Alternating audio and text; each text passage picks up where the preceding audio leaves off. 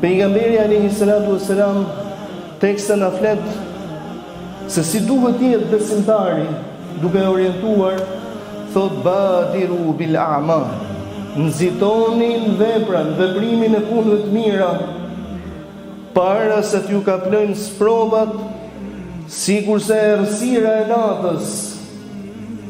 Pra halmet, problemet, sprovat e ndryshme vinë një pas një, aq sa zymtohet njeriu komplet, sikurse errësira e natës.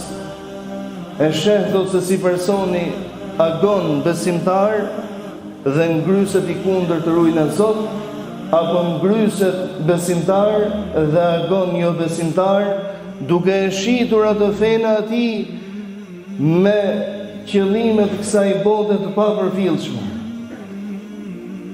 Gjithçka domethënë nga favoret e kësaj dynjaje. Ne si besimtarë jetojmë për Allahun xhelle xhelalu, veprojmë për Zotin. E gjithë jeta jonë duhet jetë një jetë i qëllimi vetëm për Zotin e gjithësisë. Edhe në shijimin e mirësive të ndryshme, me pas përsynim Allahun xhelle xhelalu, edhe në punën tonë, edhe në veprat tona, edhe në ushqimin tonë, edhe në sadakan, në gjithë shka, në ndihmën që i ofron tjetrit, në orientimin apo këshillën në cilën i jep tjetrit, në kohën që mund t'i kushtosh dikujt, të gjithën këtë duhet synosh Allahun. Wa ma taj'alu fi imra'atika sadaqa.